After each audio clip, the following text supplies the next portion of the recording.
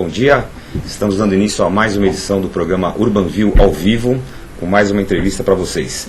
O programa UrbanView é uma iniciativa da Urban Systems, que tem a apresentação minha, Gilberto Brant, e a participação do Caetano Garcia, tanto na produção como aqui no chat ao meu lado, aguardando as perguntas, a participação de vocês. Caetano? Isso aí, Gilberto, bom dia a vocês, internautas da UltiV. Bom, assim como em todas as quartas, eu vou acompanhar aqui a entrevista que o Gilberto vai fazer e recebendo as perguntas de vocês. Lembrando que são duas formas de participar. Vocês podem enviar perguntas através do Linha Direta, que é super simples, na home da UltiV. Você digita diretamente ali, tem uma caixa, você coloca a pergunta, clique em enviar, ou você pode entrar no chat. Você acessando o chat, você tem a possibilidade de ver os comentários dos outros internautas. Então, existe uma interação um pouco maior. Lembrando que, para quem assistiu o programa anterior, na quarta-feira passada, a gente teve um programa especial, o UltiV Debate, foi uma união do UrbanView com o programa UltiV Debate, que o Marcel Naves comanda aqui na UltiV, e esse programa já está disponível no site da Urban Systems, que é www.urbansystems.com.br. É um portal novo e esse portal está dando a possibilidade da gente colocar mais rapidamente os programas que são realizados ao vivo no dia seguinte ou no máximo 2 dias depois, já sob demanda para vocês assistirem. Então, www.urbansystems.com.br. O Gilberto vai apresentar para vocês o nosso convidado de hoje. Ok. E nesse segundo semestre aqui no programa UrbanView, a gente tem conversado aqui com os nossos entrevistados sobre os gaps e as oportunidades dos seus setores, respectivos setores de atuação, principalmente em função de uma situação que a gente vive, uma situação de aquecimento econômico, uma situação aí de grandes eventos por vir, como a Copa do Mundo de 2014, a Olimpíadas de 2016. Então a gente está buscando aí trazer convidados de diferentes setores para abordar como andam os seus setores, como andam os seus segmentos de atuação, face às transformações que a gente está vivendo no Brasil. Hoje a gente vai falar de uma relação que existe entre o varejo e o mercado imobiliário. Afinal de contas, as grandes redes de varejo são também grandes proprietárias de imóveis, né? A gente tem observado frequentemente aqui no UrbanView que o comércio varejista, em especial o setor supermercadista, influencia de modo decisivo na configuração imobiliária e ajuda a proporcionar, por incrível que pareça, uma melhor qualidade de vida para os moradores em determinadas regiões. A gente então vai explorar um pouquinho esse tema no programa de hoje, verificar como as grandes redes estão se comportando na hora de escolher localidades e formatos de loja para se expandir. Então, justamente em função desse tema, a gente escolheu como nosso olhar da semana o desenvolvimento imobiliário e o crescimento do varejo. A gente quer descobrir qual é a relação entre desenvolvimento imobiliário e crescimento do varejo.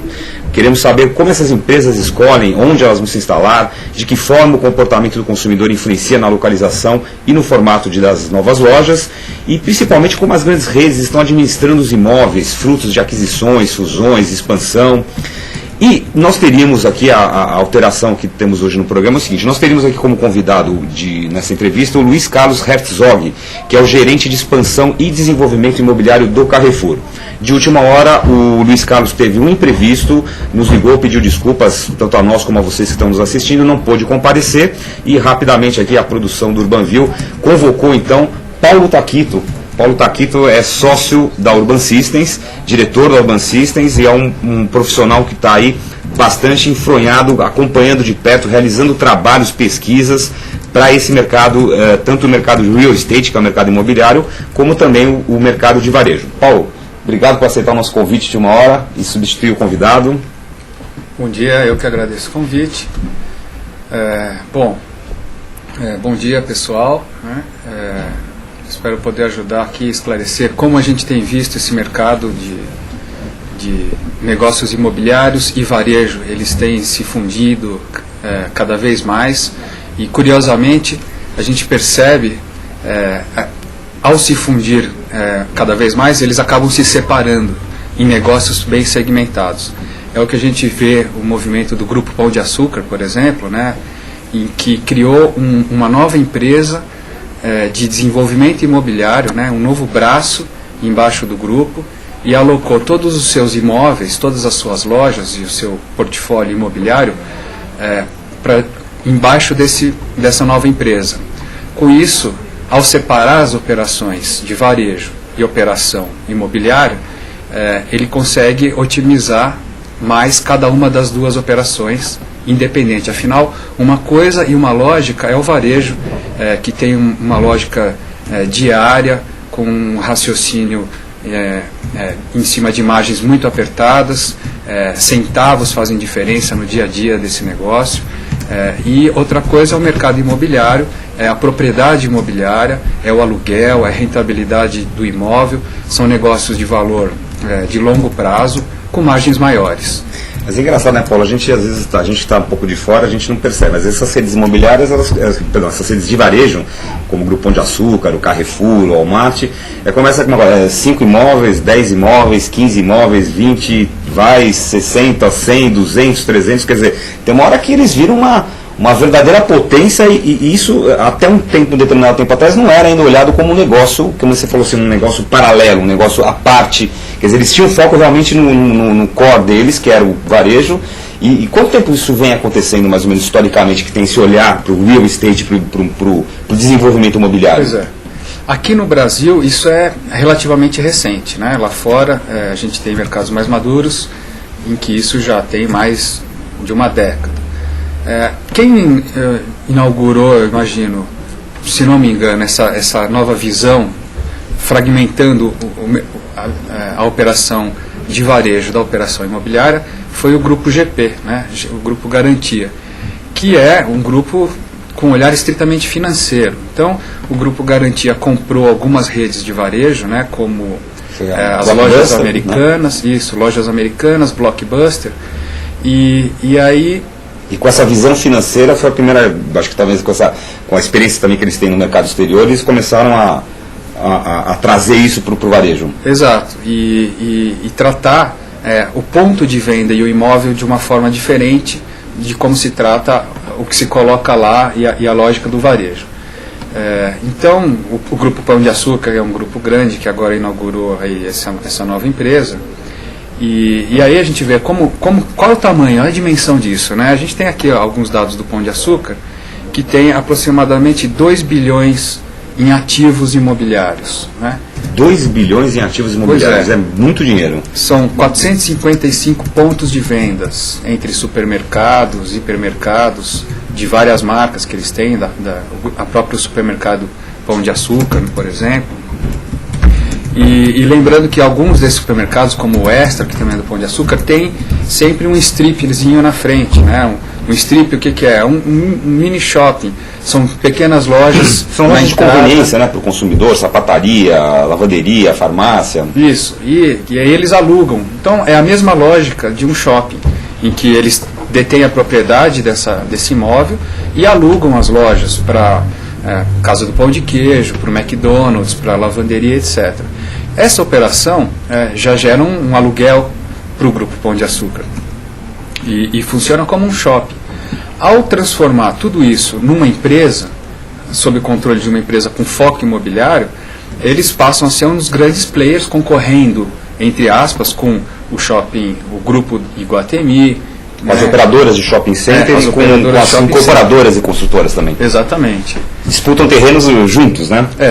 Aí isso é uma forma de conseguir viabilizar, inclusive, as próprias lojas. Por quê? Em determinadas áreas mais valorizadas, talvez um supermercado não consiga pagar a conta do terreno com o que ele vende ali, com o faturamento. Então, ao se desenvolver um empreendimento com um olhar imobiliário, em que você coloca diversos tipos de usos no mesmo imóvel... Que é chamado no mercado de mixed use, né? Ou seja, o uso misto do terreno. Projetos de uso misto, mixed use. Isso é uma nova tendência nas grandes cidades.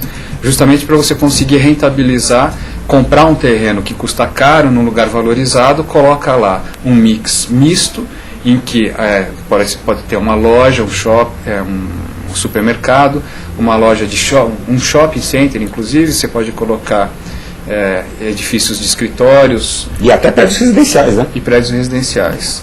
Essa é uma tendência, o Grupo Pão de Açúcar está já investindo nisso, já tem alguns cases aqui em São Paulo, no Rio de Janeiro, em que ele desenvolveu junto ao supermercado edifícios residenciais ou edifícios de escritórios. Ou seja, resumindo, a rede tem ali um determinado terreno que interessa para ela, do ponto de vista de varejo, instalar um supermercado de bairro, enfim, qualquer que seja a formatação de uma loja. Devido ao custo desse terreno, à valorização desse terreno, se ele for instalar só ali um supermercado, essa conta não fecha. Então, o que ele procura fazer? Ele procura jogar outras formas de utilização desse terreno para poder rentabilizar e aí sim fechar essa conta com lucro. Basicamente é isso. É isso aí. E como que funciona essa separação, né, da visão do varejo e do imobiliário dentro da mesma empresa, do mesmo grupo?